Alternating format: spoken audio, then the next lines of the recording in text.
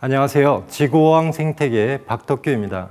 오늘은 봄의 불청객 황사와 인간이 만든 미세먼지를 살펴보겠습니다.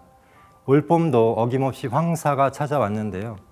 얼마 전 중국에서는 재난급 황사가 발생해서 도시가 온통 잿빛으로 물들고 도로에 쌓인 모래먼지를 삽으로 퍼내는 장면이 보도되어 충격을 주기도 했습니다. 황사는 최근에만 발생한 것이 아닌데요. 삼국시대부터 고려, 조선시대에 이르기까지 흙비가 내렸다는 기록이 등장합니다.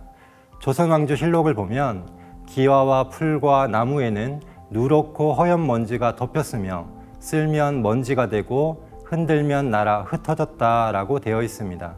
모래먼지, 황사를 묘사한 건데요. 황사는 흙이 비처럼 내린다고 해서 우토, 흙비라고 했습니다. 기록을 찾아보면 흙비가 발생하는 계절이 대부분 3, 4월 달, 봄철에 집중되어 있는 것이 특징인데요. 그러면 황사는 왜 주로 봄에 발생하는 걸까요? 지금의 고비 사막과 중국의 내몽골, 동북 지역의 건조한 토양은 겨울 동안 추위에 딱딱하게 얼어붙어 있다가 따뜻한 봄이 되며 녹으면 부서지기 쉬운 모래먼지가 됩니다. 이 모래먼지가 주변 공기를 끌어올리는 저기압을 타고 하늘로 떠오르는데요. 약 1.5km 상공에 떠다니게 됩니다. 이때 편서풍을 따라 한반도 쪽으로 이동하고 저기압 근처에 있던 고기압의 하강 기류에 의해서 흙먼지가 땅으로 떨어지면서 황사가 생기게 됩니다. 안타깝게도 중국에서는 올해 황사가 최근 10년 중에 가장 많이 발생할 것으로 전망하고 있습니다. 올해 8번의 황사가 발생했는데요.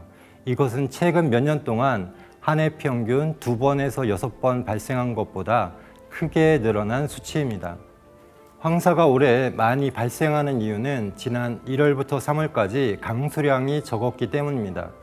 흙모래가 많은 지역에 비가 적게 내리면서 먼지를 일으키기 쉬운 상태가 되었고, 또한 강한 돌풍이 자주 일어나서 황사가 멀리까지 확산하고 있습니다.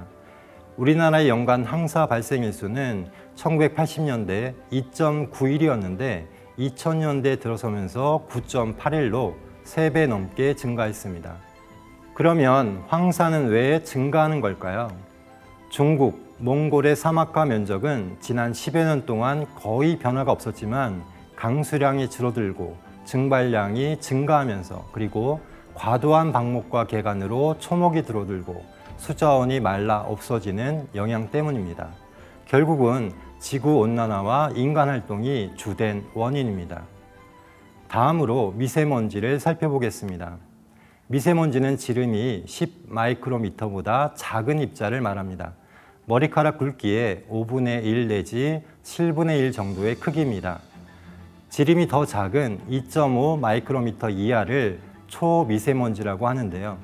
우리나라의 미세먼지 농도는 감소하고 있지만 위해성이 높은 초미세먼지 농도는 증가하는 추세에 있습니다.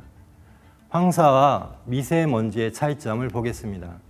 황사는 흙먼지, 토양 성분인데 반해서 미세먼지는 자동차나 화력발전소의 연소작용에서 나온 오염물질이라는 것이 차이점입니다.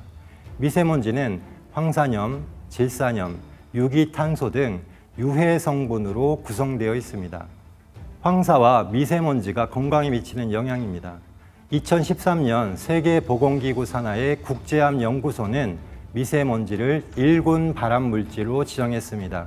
미세먼지 농도가 10 마이크로미터 증가할 때마다 모든 질병 발생률, 심폐질환 발생률, 폐암 사망률이 증가했는데요. 그 이유는 미세먼지가 염증을 일으켜서 혈관에 손상을 주기 때문입니다. 또한 미세먼지 농도가 증가할수록 우울감, 스트레스, 고혈압, 당뇨, 고지혈증, 비만 등의 위험이 증가했습니다. 미세먼지가 몸의 건강뿐만 아니라 마음에 끼치는 영향도 매우 크다는 것이 주목할 점인데요. 염증을 가라앉히고 마음을 안정시키는 동방신선학교의 생존 수행이 필요할 때라는 생각이 듭니다. 다음 시간에 뵙겠습니다.